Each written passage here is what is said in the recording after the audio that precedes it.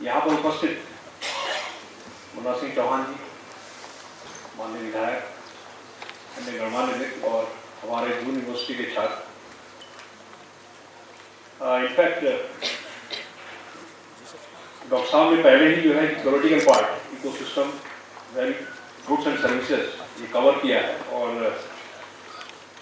माननीय सांसद जी ने मुझे ये टॉपिक दिया था, लेकिन मैं इसके दूसरे एस्पेक्ट से कुछ जो है कि आपको बताना चाहूँगा, खास करके जो लोगों ने काम किया हुआ है।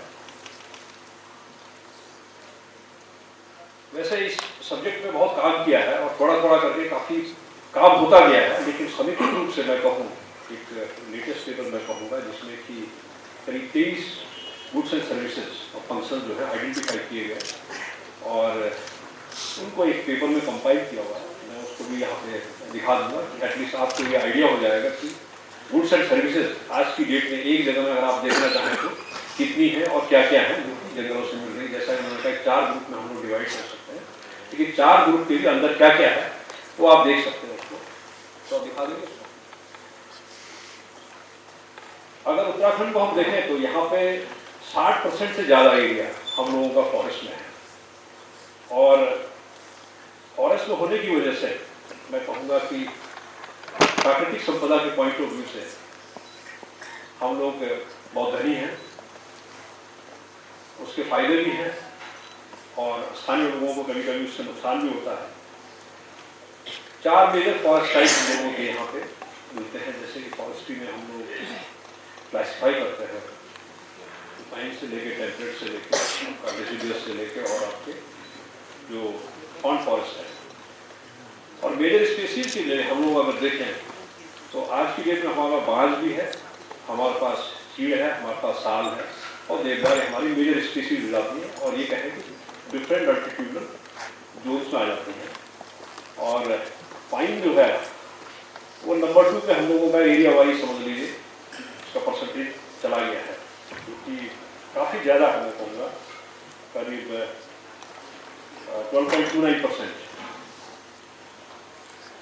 बचपन से हम लोग देखते आए हैं कि जहाँ पहले चीड़ नहीं था वहाँ चीड़ चला गया, कई जगह बैरन लैंड वहाँ भी चीड़ चला गया है। तो भले चीड़ जो है यहाँ का नेचुरल स्पीसीज है, लेकिन जिस ढंग से वो स्प्रेड किया है मैं कहूँगा कि बड़े अलार्मिंग रेट से स्प्रेड किया हुआ है और लगातार हर वर्ष हम लोग जो है देखते रहते हैं कि जंगलों में आग की जो घटनाएं हैं ये बढ़ती जाती हैं। पहले हम लोग कहते थे कि 5 साल इसका एक फायर का साइकिल होता है कि हर 5 साल बाद एक बड़ी आग लगती है।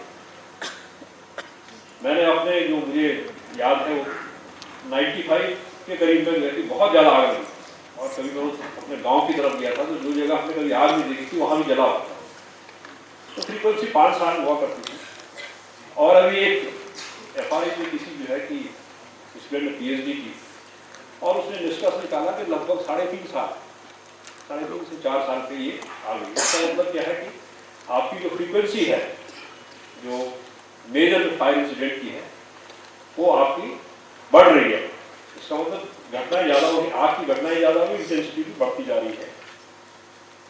और उसके कई कारण हैं। मैं ये कहूँगा कि सोशल इकोनॉमिक रीजन्स भी हैं। आजकल गाँव में और पहाड़ों में आप देखें तो गाँव में लोग आग बुझाने वाले भी नहीं मिलते हैं।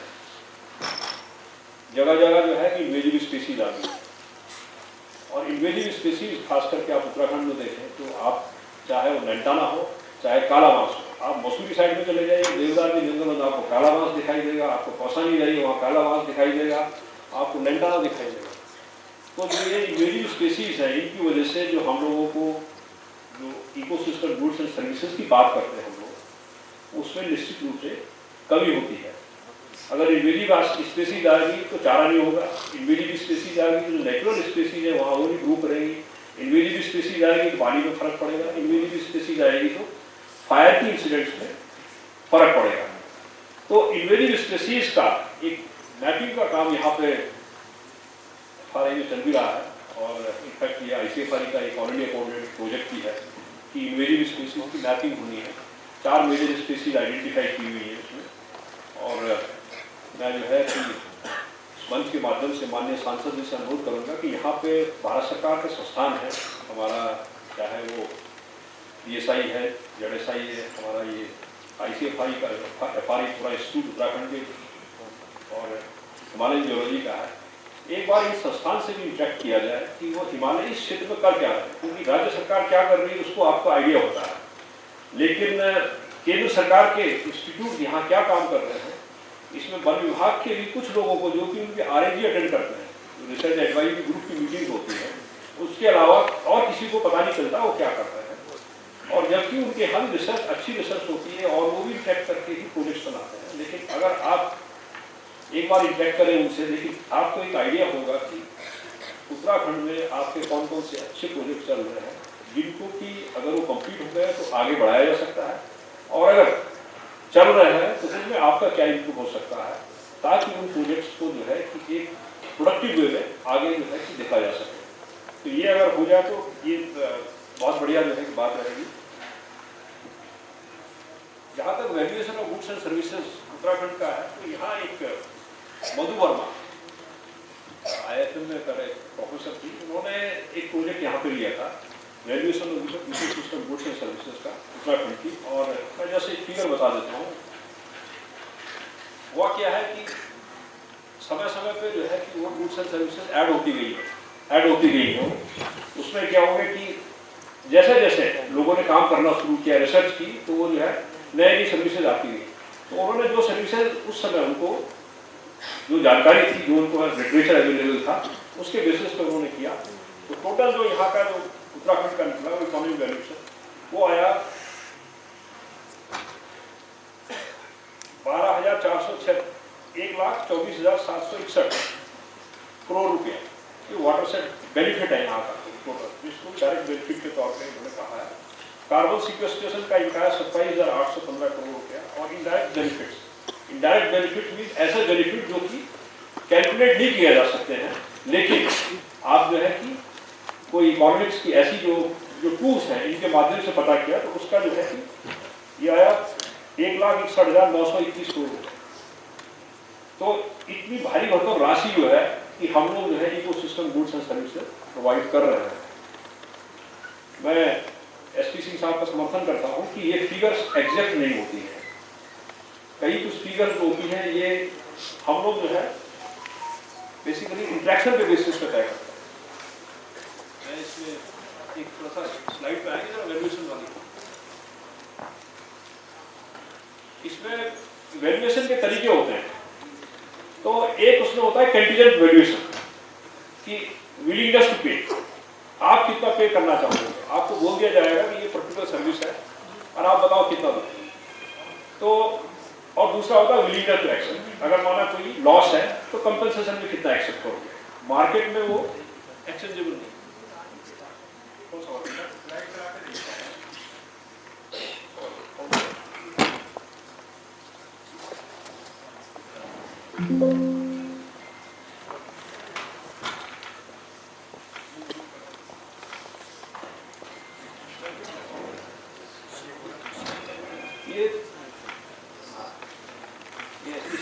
कवर कर लिया वाटर रेगुलेशन का, ये सारी सर्विसेज है। मैं आ जाऊंगा आपका ये एक पॉलिनेशन बड़ा इंपॉर्टेंट सर्विस है, जो कि खास करके आप जंगलों से हम लोगों को मिलता है और इससे प्रोडक्टिविटी हमारी जो क्रॉप्स है उसकी प्रोडक्टिविटी बढ़ती है। लेकिन अगर पॉलिनेशन रुक जाता है तो आप अज्यूम कर सकते हैं कि आगे जो है आपके कोई पौधे नहीं बनेंगे। तो आप कभी कभी देखते हुए कई जगह जो है, मैंने यहाँ उत्तराखंड में तो नहीं देखा, लेकिन झारखंड में और जगह में देखता था कि लोग जो है मधुमक्खियों के बक्से लेके और आपके खेतों के किनारे ले आते थे और कुछ दिनों वहाँ के रह के फिर अगली दूसरी जगह शिफ्ट करते थे। तो उससे जो है कि आपका जो लोकली जो क्रॉप जो ग्रो कर रही है उनको फायदा होता है इसमें। तो आर्टिफिशियल पॉलिनेशन आपको जो है करना पड़ेगा अगर आपकी प्रोडक्टिविटी बढ़ती नहीं है। तो ये बड़ा इंपॉर्टेंट है कि पॉलिनेशन जो सर्विस हम लोग प्रोवाइड कर रहे हैं, ये बरकरार रहने के लिए हमारा जो इकोसिस्टम है, जो हमारी बायोडाइवर्सिटी है, जो डाइवर्सिटी वहाँ पे है, वो मेंटेन रहनी चाहिए। तो इसलिए यहाँ के वन को हम केवल लकड़ी के पॉइंट ऑफ व्यू से देखें, बाकी सर्विसेज के पॉइंट ऑफ व्यू से भी देखें। और जब उनका वैल्यूएशन होगा, लोकल लोगों को तो फायदा है ही उससे, लेकिन बाहर के लोगों को भी फायदा होगा। ये इमीडिएटली जो फायदा है ये लोकल लोगों का फायदा है कि पॉलिनेशन उनको मिल रहा है। बायोलॉजिकल कंट्रोल बहुत इंपॉर्टेंट चीज़ है। इतना इंसेक्टिसाइड और पेस्टिसाइड चाहे एग्रीकल्चर में हो चाहे फॉरेस्ट्री में हो, ये यूज़ किया गया है कि अब जो है उसके एडवर्स इम्पैक्ट को देखा जा रहा है। चाहे पंजाब में देखिए, चाहे हरियाणा में, इन जगहों में देखिए जहाँ बहुत ज़्यादा केमिकल यूज़ हुआ है। बायोलॉजिकल कंट्रोल एक ऐसी मैकेनिज्म है कि जो इनबिल्ट है आपके इकोसिस्टम में, और ये वैज्ञानिक मानते हैं कि करीब 90%, 95% पेस्ट या जो आपके जो बैक्टीरिया वगैरह जो है वो आपके सिस्टम से ही कंट्रोल हो जाते हैं, जो कि ह्यूमन बींग के लिए जो है डिजास्टर्स हो सकते हैं, वो वहीं से कंट्रोल हो सकते हैं। केवल 5% की आपको चिंता करनी है, 95% ऑलरेडी इनबिल्ट है वहाँ। ये एक फीडबैक मैकेनिज्म ऑलरेडी सिस्टम में है।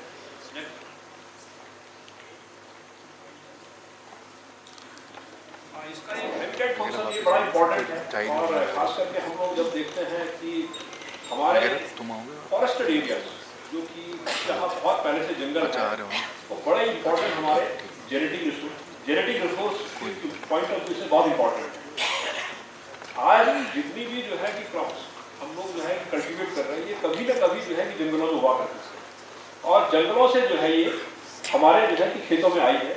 लेकिन इन क्रॉप्स की प्रोडक्टिविटी बढ़ाने के लिए, इनकी जो है कि प्रोडक्टिविटी बढ़े या इनमें कुछ नए ट्रेड्स हम डालना चाहें, तो इसके लिए हमें फिर उसके वाइल्ड रिसोर्सेज को कंसल्ट करना पड़ता है, वहाँ जाना पड़ता है। और उसके लिए हमें चाहे हम पॉलिनेशन के थ्रू करें या हम लोग जो है चाहे जेनेटिक इंजीनियरिंग यूज करें, ये जो है हम लोगों को उसकी विगर मेंटेन करनी पड़ती है। तो इसलिए जो है कि ये बड़े इंपॉर्टेंट है। हमारे जो जंगल है, इनमें जो भी स्पीसीज हम लोगों की है, अगर उसके काउंटर पार्ट उसके कोई जो है कि बाहर है, तो आप देखेंगे कि निश्चित रूप से अंतर आएगा उसमें। मेडिसिनल प्लांट के केस में ले लीजिए कि हम लोग ये जानते हैं कि जो भी मेडिसिनल प्लांट कल्टीवेट किए जा रहे हैं, उनमें जो बायोएक्टिव प्रिंसिपल होता है वो जंगल में जो पाए जा रहे हैं उनसे कम ही रहता है। तो इसलिए जो है कि उस रिसोर्स को आप जो है हमेशा जो है एक तरह से रिजुनेट करने की जरूरत पड़ती है, और वो आपको मिलेगा आपके जंगलों से ही मिलेगा।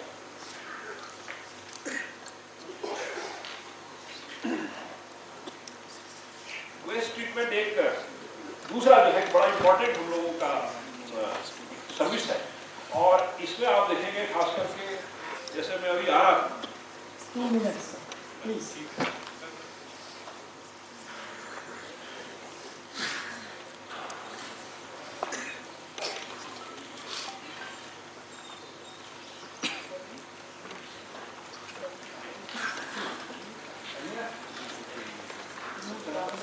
इकोसिस्टम एलिवेशन में जो है ICFR के पास एक बहुत बड़ा प्रोजेक्ट है, और हाँ वैज्ञानिक इसमें काम कर रहे हैं। SP सिंह साहब भी उसमें इन्वॉल्व रहते हैं एज ए एक्सपर्ट, और वहाँ वैज्ञानिकों ने कुछ सर्विसेज को इवेल्युएट करने की कोशिश की है। अभी प्रोजेक्ट चल भी रहा है, जैसे कि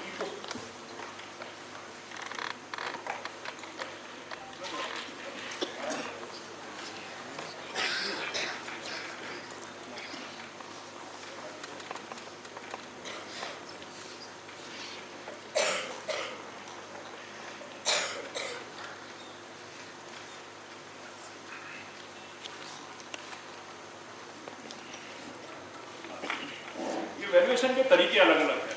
तो डायरेक्ट वैल्यूएशन नहीं है, क्योंकि जो भी बेनिफिट्स मिल रहा है हमें वो ट्रेड नहीं हो रहा होगा, मार्केट में उनका कोई एक्सचेंज नहीं है। तो इसकी वैल्यूएशन की अलग अलग टेक्निक आती है। जैसे अवॉइडेड, जैसे फ्लड कंट्रोल आ गया कि आप किसी जंगल का फ्लड कंट्रोल का वैल्यू क्या होगा, तो उसमें ये बोल दिया जाता है कि फ्लड कंट्रोल के जो मेजर्स आपने अडॉप्ट किए वो आपका वैल्यूएशन आ गया। ये एक जो है स्टडी की है NTCA ने, और NTCA की स्टडीज में जो है उनके जो टाइगर रिजर्व है उनका वैल्यूएशन किया गया। आप देख सकते हैं कि टाइगर रिजर्व के वैल्यूएशन कितना जो है, और ये सर्विसेज है प्रोडक्शन वाटर क्लीनिंग है सर्विसेज, वो इंडायरेक्ट सर्विसेज। ये आपका ICFR की स्टडी है, उन्होंने जो है पर्टिकुलर मैटर वो आपका क्या कंट्रीब्यूशन है हमारे फॉरेस्ट में, तो उन्होंने ये दिखाया कि PM 2.5 59 to 82 मिलियन $, और PM10 के केस में 7,090 ये इंडियन फॉरेस्ट के केस में उत्तराखंड का है। आपकी eco tourism value, eco tourism आजकल बड़ा इंपॉर्टेंट जो है कि सब्जेक्ट हो गया है, और इसमें लेकिन वैल्यूएशन में दिक्कत ये है कि वो लोगों के प्रेफरेंस पे डिपेंड करता है, लोगों का इकोनॉमिक स्टेटस क्या है, जहाँ वो जा रहे हैं उसकी सिचुएशन क्या है, तो एग्जैक्ट वैल्यूएशन हुआ नहीं। फाइल कंट्रोल मेजर्स ओवरऑल आप देखें तो $535.58 मिलियन ये इन्होंने वैल्यूएट किया है। बायोडाइवर्सिटी फंक्शन में आपका ये वैल्यूएशन दिया गया है, ये लेटेस्ट है। और इसके अलावा मैं ये बता दूं कि FRI ने एक उत्तराखंड के लिए 250 स्पीसीज प्रायोरिटाइज की है, कंसल्टेशन किया है फॉरेस्ट डिपार्टमेंट के साथ में और कुछ स्थानीय लोगों के साथ में, और उनको इन्वेंटराइज करके कहाँ वो स्पीसीज, उनका स्पेशल डिस्ट्रीब्यूशन क्या है और उनके यूजेस क्या है, इस पर जो है ये कंपाइलेशन पब्लिश किया हुआ है। मुझे लगता है कि वो भी जो है कि उसे अगर यूज़ करना चाहे यहाँ पे खास करके प्लानिंग पर्पज के लिए, तो that will be very useful. अगर किसी को रिसर्च करनी हो उसमें भी उसको किया जा सकता है, तो ये एक इम्पॉर्टेंट डॉक्यूमेंट है। और एक बार फिर वही दोहराना चाहूँगा कि राज्य सरकार क्या कर रही है तो आपको पता रहता है, लेकिन केंद्र सरकार के इंस्टीट्यूट क्या कर रहे हैं अगर उसके बारे में जानकारी चाहिए तो यहाँ जो है ये संस्था जो है इंटरेक्शन इनके साथ भी ऑर्गेनाइज कर सकती है, चाहे वो सीरीज हो तो स्टेजेस में। Thank you.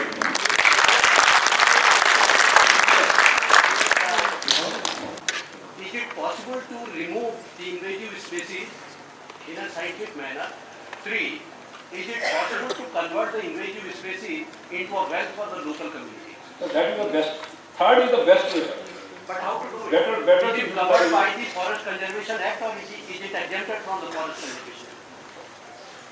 Sir forest conservation act ऐसा आप अगर देखें तो रिमूवल जो है that is the part of the scheme of the state forest department also.